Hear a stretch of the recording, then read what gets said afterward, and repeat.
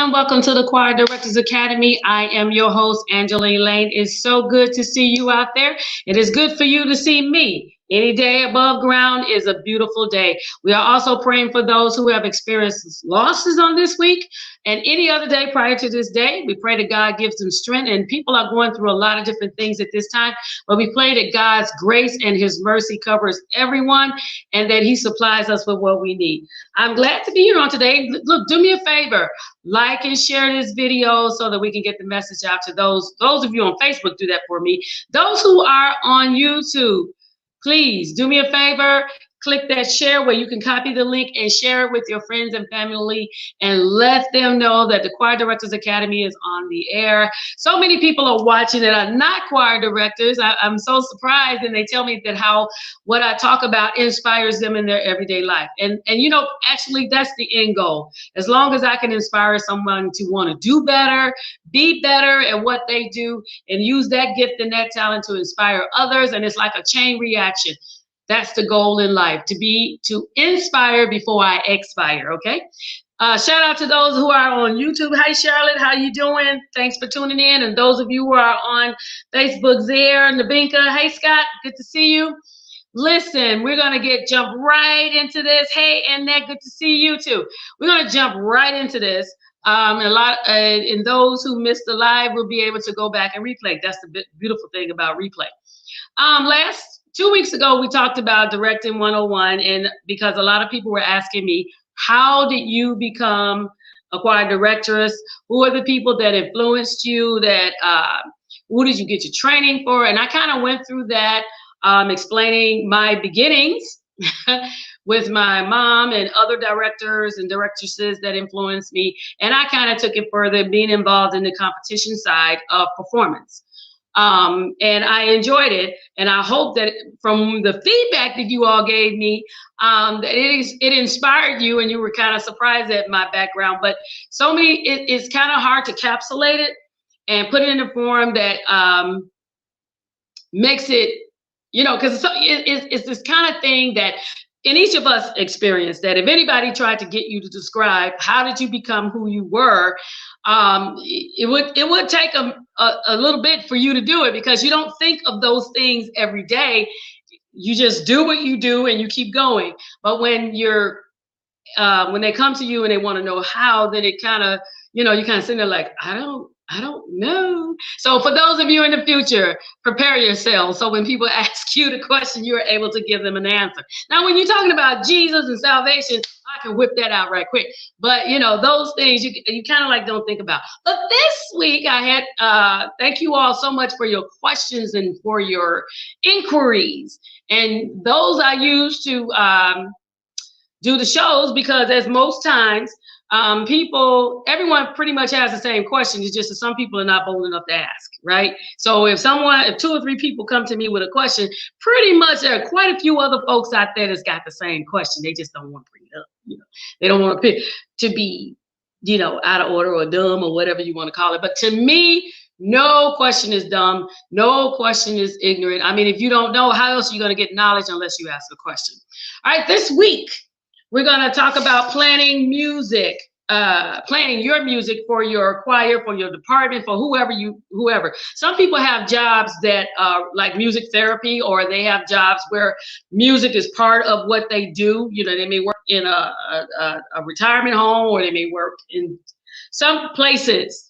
They have, you know, live musicians or whatever. So, I mean, it's just something that you can use, and you can tailor it to whatever your situation is. Everybody's situation is not alike. Hey, Donovan. Hey, Lisa. Good to see you. Every situation is not alike, so it's up to you. Number one, and if you have any comments or add-tos, please, I'm not monopolizing anything. I'm just giving you an overview or what they call some steps, so that you can think about them, and you just tailor it to whatever your situation is, okay? When you're planning, you know, I talk to a lot of people, and they talk about selecting songs for the choir or for that group or whatever. And sometimes it appears, you know, they say either they run out, or is like the songs that they pick for the choir, they don't seem to be received, or the choir doesn't seem to embrace the music, or the musicians don't seem to embrace the music. But there are a lot of different factors. It's something that the more that I sit down and begin to think of ways to convey the message to people about choir directing, it is so much more involved than just standing there waving your arms. That's the generic way, that's the surface. But when you want to be effective in what you're doing, if you want to be good at what you do and inspire and reach people, it takes a lot of thought. It's not something that you can just say, okay, well, we're going to do this, and not even seek God and try to figure out if it's even plausible. Every song is not for every choir. It's not for every singer. You want to pick a song that fits within your choir's abilities at that moment, because I'm assuming that no choir stays the same. If your choir is singing the same way that it was singing last year, then that's something wrong. There is no development. You want your choir to get better. Hey, Gail, good to see you. You want your choir to get better every year, at least yearly. I say every 6 months, but at least yearly. And so what the songs that you select, this is just a thing that I learned. The songs that you select today are based upon your choir's current ability. You should know, everybody, at this point, if you go through the videos that I've gone through, at this point, you pretty much should be able to surmise what your choir's strengths and their weaknesses. So you want to select songs that even in their weakness, they are able to do well. Okay. What do you say? Annette says, it does take prayer and thought to select the right music. Exactly. There is a psychology. Am I right, psychologists? There is a psychology behind selecting the music. Because we have so many different sets of experiences. And if we don't watch it, you end up picking up all these songs that's like reflecting the pain. That's why we have to be healed, delivered, and set free, because those songs will, you'll be singing and you wonder why the choir's sitting there like, man, what is with this? Why is everything we singing centered around this particular thing? Okay, so that's why we have to pray. We have to be healed and delivered and set free inside, so that we can be, the Holy Ghost can come through you, give you the song, help you. Songs will catch your ear, and it'll be something about it. But then let me go to the first step. When you're thinking about selecting music, what did she say? Oh, she agreed with me. See? Oh, yes, it is yes, it is. Number one, what is your purpose behind selecting your songs? Okay, have you ever thought about that? Before you select a song, you hear it on the radio, it's like, wow! You hear it on 1390 or whatever radio, Kirk Franklin's station. You hear it, it's like, wow, oh, that was cool. Okay, but is that appropriate for a Sunday morning? Is that appropriate for, to be singing at a regular service, or is that a concert? I mean, basically, when I hear a song, I'm listening for, I'm trying to figure out, is it for ministry, or is it for, musical or something like that? When you're planning your music, are you thinking about ministry? Is this song going to reach somebody? Because you may think, well, what else are you if you're a choir director, what else would you be thinking about besides ministry? Believe me, there are a lot of things people think about when they become choir directors, and ministry is not always at the top of the list. It should be, but it's not. Sometimes it's for notoriety. I want to climb the ladder. I want to be somebody. I want to be a Donald Lawrence. I want to be a Richard Smallwood. I want to be somebody, So they will pick songs that they think will feature them. I know some people that do that. They only pick songs where they can sing it and it can feature them, and then they got a little group behind them. And when your focus is not ministry, the song is not gonna come out really the way you want it to come. It's not, because it's all about you and it's not about God and ministry and reaching people and reaching those souls. When you're serious about it, you're going to pick a song based on the ministry, because that's what my first thing is. I want to minister to the people out there. I want to reach their hearts, whether they're saints or sinners. I want that song to reach them. Okay. Then you think about, how do I select the songs? What what thoughts are going through my mind when I hear a song that I'm going to pick? Is it the beat? Some people pick a song strictly for the music composition. And believe me, I am so into music. I'm telling you, I'm that one that's like, I don't care if it's Latin, bossa nova, I'm gone. I love it. But it's like, I can't pick the song strictly for the beat because the words may not be saying anything. Okay, so are you picking the song because of the beat? Hey, Demetria, good to see you. Are you picking the song because it's popular? You heard it and everybody's singing it, so you want to sing it?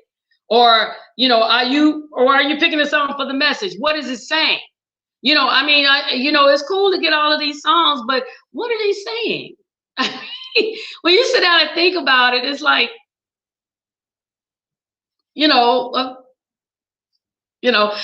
for me, and this is just my own personal thing. Oh, and it just said something. What did she say? You hear it on the radio and then you try to bring your local music ministry. It may not go over the same way you heard. Exactly. That's what we all have to remember. Every song is not for every church. Because I know there are some songs that I can listen to if my spirit is up. I can just about listen to any gospel song and it doesn't bother me at all. It's just, I keep right on running. But if I have a day where I'm kind of low on the joy side, I'm not trying to hear that. I'm trying to hear something else to help build my spirit up. A good hymn, a good old choir song from the past or something to uplift my spirit. So think of those things. Why are you picking the song? Why? I mean, what's going through your mind when you decide, okay, we're going to sing this? Or if you're a staff director or a directress, oh, I'm going to bring this song and I'm going to teach it to the group. Okay, why? If you ever think about that, why? Because everything is just not for everybody. You understand? And then it depends on your local ministry. I mean, it depends on what the kind of music your church is for. Now, I'm not saying that you have to stick with that same genre of gospel music. No, I'm not saying that. What I'm saying is make sure there's a message in the songs that you select. You don't want to just grab it because it's popular. You don't want to grab it because it's got a beat. You don't want to just grab it because this is how I'm feeling today. No, you want to get that song because the message is clear. And everything that we sing, especially in the church, and being over a church choir, it should point to Christ. It should have some message in there about Jesus, pointing everybody to Christ. Because what did he tell us? He said, if I be lifted up, I'll draw all men unto me. We all know that, right? Navinka said, everything you said is completely true. Thank you. And she said, what is the why? You mean what the why that I just said, or you're just asking what is the why? I want to make sure I understand what you're saying. Okay, so put it in the comments so I'll know, and then I can go back to that.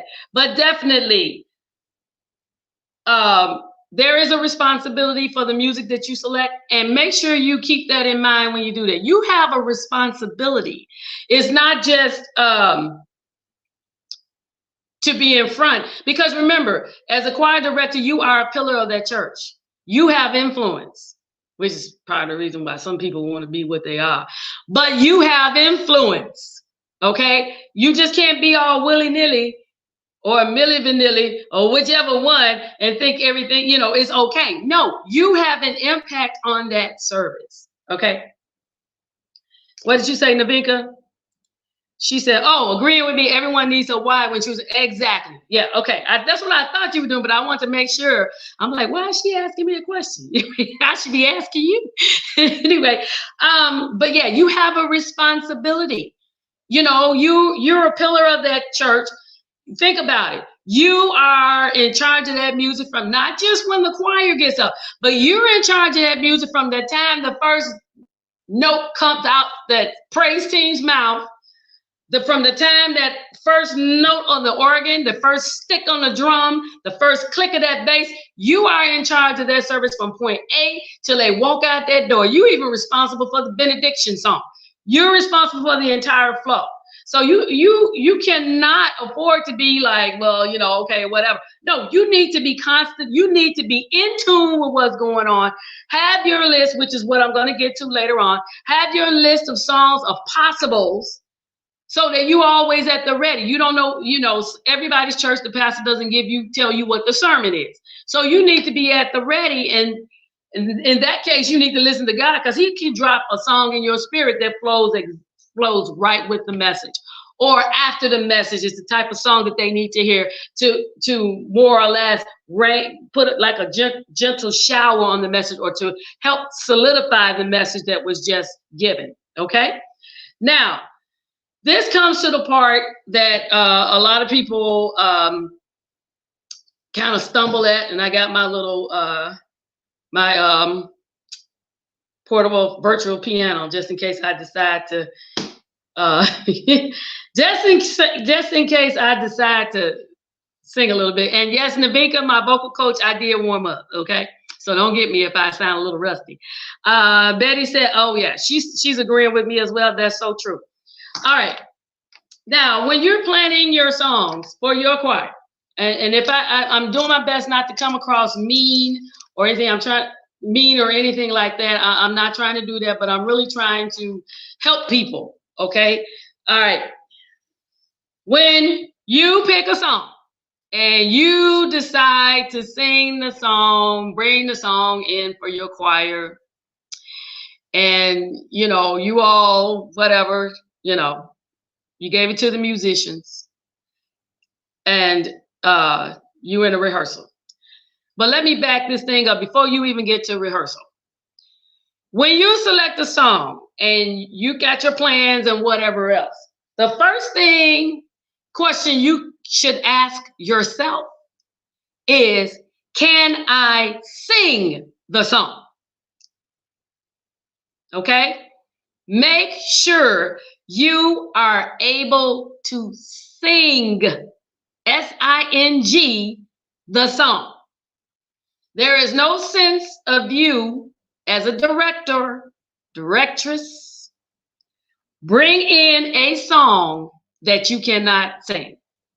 Because if you cannot sing the song, there is no way your choir is going to sing the song. This is all part of planning. People want to know why I am can do the decent job that I say decent in my mind. I still have a lot of growing to do, but they wonder why my group or my choir or whoever sings the way they do, because I refuse to bring a song to them that I cannot sing. There is no sense in me putting that song on the list if I can't sing it. And that sounds so simple, but you'd be surprised how many people bring these songs, whole list of songs for you to sing, and they can't teach any of it. How are you a choir director and you can't, or directress, and you can't teach the song? The worst thing you can do is ask somebody in the audience or rely on the musician to teach the part. It is not the musician's job to teach unless the musician is also the minister of music. It's not their job. If you bring a song, even if you're a staff director or directress, if you bring a song, it's your job. You ask yourself, can I sing this song? Because you cannot sing a song that you cannot teach. And let me tell you, that affects the confidence that your choir and your musicians will have in you. You're selected to be the choir director. Why? Because in some way, you got to jump on everybody else in the choir. If you can't sing a song any better than the choir, then why do we have you as the director? I don't need you on the staff if I got choir members that can beat you teaching a song. You must be able to sing it. And if you sing it, you should be able to sing everybody's part. Soprano, alto, tenor. I'm just telling you. Don't shoot the messenger. I'm just telling you. That's just how it rolls. Because if you bringing me the song and you can't sing it, I'm on the musician Ella Dennis, what you say? Ella Dennis said, amen. Thank you. She said truth. And then what did you say? Oh, I'm sorry. Oh, bless it. I'm trying to tell you. Okay, don't bring a song that you can't. I'm moving on to the next point. And your second thing, after you, okay, so you got past the fact, oh yeah, I can sing the song. Okay, that's wonderful. That's wonderful. But then the second part of that is, can you teach the song? Can you teach it? I mean, can you teach it? I mean, seriously, can you teach the song? Okay, case in point. Let me see if this thing working. Okay, just sing. I'm trying to think of a song. I was really trying to think of a song that I can get. All right, if you bring in a song here, I'm trying to think. Okay, what's the song? He Reigns. What is it? Key of F. He reigns forever. Now, just saying, you come in and you say, "Oh, I know the song. I can sing the song." Blah blah blah. Woo, woo, woo. Okay, that's fine. All right, and you're singing it and you teaching it to me, and you're like, "He reigns forever. He reigns forever. He reigns forever and evermore." Okay, everybody, follow me. No. No. Hey, Shanita. No. See, you already lost me, because first of all, if I'm singing like that, that's telling you she don't really know the song. I don't care what I say. You're not gonna have confidence in what I'm saying, right? You're gonna sit there and be like, "Well, she don't even know what she's doing." And if I go to each part, you're gonna sit there and be like, all right, but if I teach the song, he reigns forever, he reigns forever. Don't forget that note over there. He reigns forever and evermore. Now, me singing it that way, you're going to be like, oh, okay, let's go. You're going to have confidence in me. You're like, look, even if it's wrong, and I have taught songs wrong.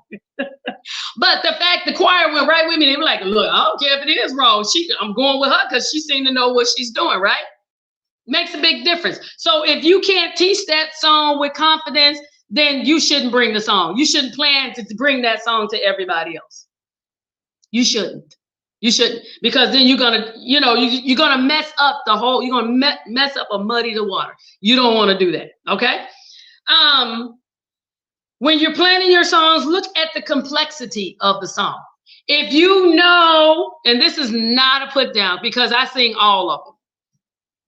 If you know that your choir has a limited ability when it comes to singing, don't select a song that is mega complex. Okay. If your choir's ability is sold out, I am sold out, bump, bump, bump, bump. If that's the limit of that complexity, that's where all your songs need to be. And like I say, at that moment in time, your current situation, that's the best that they can do. Then your song should be centered around that type of style or simplicity, should I say, until you develop them to get better. All right. This is part of it. What in my posting the other day, I said that sometimes you listen to other choirs and they sound so good in what they're doing. It's like the song is tailor-made. Why? Because that choir director understands. I'm not going to pick a song that's too high. If I know they can only sing something like Hezekiah Walker's Sold Out, I'm not going to Richard Smallwood and get Trust Me. You're wasting time. All right. Ella Griffin, what did you say? Study the song yourself before you teach it. Make sure it's in your spirit first. That's it. That's it, preacher. That's it. Sister Priscilla said truth. All right. Sister Navinka said absolutely. Betty said he needs help because you're going to lose half your group with that. So make sure you pick a song that is within their abilities And when you do that, they can sing confidently. A lot of times our choirs don't sing with the gusto and the thrust that they need in the spirit because the song is really, they're not comfortable. You don't want them singing a song that they're not comfortable. Now, that doesn't mean that you hold back and say, well, I'm not going to go any higher than this. No. But I'm saying select songs that you know that you're able to teach because they get confidence from you. They do. If you're confident, the more confidence you have, the better it is for them to receive. They can learn because they know you are, look, as a director, you are their safety net. They depend on you to tell them when they're right, when they're wrong. You tell them which way to go. You're the safety net. They need to have confidence in you that even if we're singing the wrong note, you're going to figure out something real quick so that everybody else won't know we messed up. You'll change the song in a minute and do something. In other words, if we're singing and we're out of tune, you're going to stop us from singing, tell the musicians to play until everybody kind of figure out where they are. It's your job to make them feel comfortable and confident in your abilities. And that starts, especially in the rehearsals. That's where a lot of it starts, in the rehearsals. And if you can come there and teach it with authority and then select songs that you know that they are able to sing, you'll be surprised. Your choir, you don't have to sing like Richard Smallwood. You can get the same effect with your group if you take the time to study and to plan. Okay, moving on up to that. And then next you want to come up with a plan. I learned this from Brother Elder John L. Nicholas of Greater Harvest Baptist Church when I had him as a guest on my show. And he was telling me that in any given Sunday, before the pandemic, his choir would sing anywhere between 10 to 13 songs a Sunday. So he had a spreadsheet. Now, some of us, our ministries are not that big, but I still use it anyway. It makes life so much easier. But he has a big spreadsheet that he uses, that he lists all of the songs that they plan to sing each Sunday, And he said that's how he worked. That's how he's able to keep track of everything because it's so much. His music department is so vast that that's the only way that he can keep track of everything. Even though some of our ministries are much smaller, you can still use the same concept, all right? Because what you don't want to do is be redundant in your music or sing the same thing over and over and over. If you have communion every first Sunday, I know it's kind of hard to keep from being redundant, but have a cycle. Like, if you have communion every first Sunday of the month, then try not to recycle a song for at least 3 to 4 months. Try not to do that. I know it's kind of hard sometimes, but then that means you're going to have to go back and get the hymns and bring them in. You're going to have to probably go back and get all of the old choir songs and which is not a bad idea anyway, because there's not a whole lot to work from right now. And that's what I do is I go back and get all of the old songs and bring them forward because, there's not much to work with now. My sister said, no doubt about it. Oh, my mom says, amen, amen. There, it's not that much to work with now. So I go back and if you watch my page on Sundays, the group that I have, we sing all of the old choir songs and bringing them forward because there's not much going on today. But again, with that group, I had to work with them and I know what their comfort level is. Now, soon, they're getting pretty comfortable with where we are. So I'm going to have to move them up. So I have my songs planned out already up until, this is what? May. I have my song list prepared all the way through the end of July. I just haven't given them yet. I gave them May and June, and I end in July. Plan your music out, okay? And what it does, it kind of helps shift the burden off of you and give your musicians something to work on. The worst thing you can do, and this is another thing, because I'm also a musician myself. The worst thing you can do is throw a song at me 2 days before we're supposed to sing it, or 2 days before rehearsal, and then you expecting the world. Don't do that. The best thing to do is give them everything that you can give them early so that they can start rehearsing and practicing. And then when they come to rehearsal, all you do is spend your time cleaning up instead of teaching. I don't teach in my rehearsals. No, that's not my job. I give this to you. You learn it. When you come to rehearsal, I clean up what you may have missed, or I may switch something around and turn it around or whatever. Learn to do those things to help give you more time, and it makes it easier for them. Once they get used to learning and plan to your way of planning and learning on their own, you'd be surprised how much easier things will be for you. This is all part of planning your music. It starts with your thought process. What is your purpose? Why are you doing what you're doing? And then thinking about how you select your songs. Make sure you're not selecting them because they're popular, because your choir may not be able to sing something that's popular. I mean, if you know, if your choir has a hard time modulating and you haven't had a chance to train them, don't pick a song where they modulating 12 and 13 times or 6 times or whatever. They're not gonna make it. Okay, they're not gonna make it. You got to train people. When you do your vocal warm-ups, get a song. If you want your choir, this is what I did. When I wanted them to learn how to sing higher, you know, I can't always put it in musical terminology because everybody don't have a degree. You know, your average choir member is not concerned about modulating and whether we're on the first inversion, second inversion, where we triad, minor. They don't care. They just like, do you know what you're doing to tell me? Okay, but get a song that has modulations in it, and use that as your warm up with them. And that's what I did. I would take them as far as they can go. You know, you just keep going, and if you're a soprano, you should be going a pretty good while. You know, and that's how you work with them, and you train them to get that way. You work with them you do the warm-ups that Navinka went over. If you go back to my show from 4 weeks ago, she went over it. Use those vocal warm-ups and then get a song. However you want them to become. Take that song and use it as your warm-up. Don't stay on it all day. Just hit it. And if they don't get okay, that we just use that to warm up, and then we'll come back. There's a process. And I think I'm going to do a show on that because somebody was asking me, how did you train your choir to do that? There are a lot of different ways. I did it my particular way because I took my choir the competition way, you know. So I had to do a whole lot more to get them to have confidence in their sound, in their diction, in their tones, in their hearing of the notes.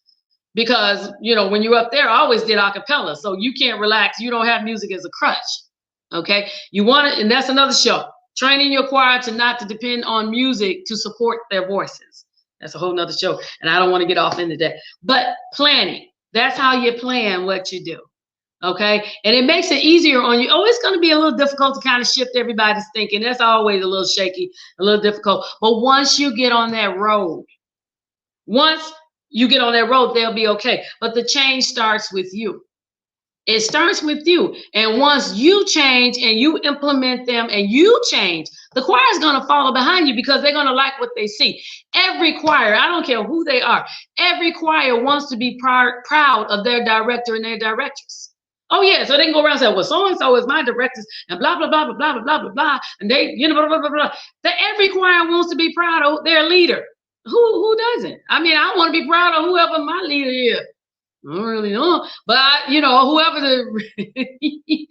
I knew IMD president, I'm waiting to see what you got. Then I'll be able to say, you know what, thus and so about you. All right, so that's where you want to be.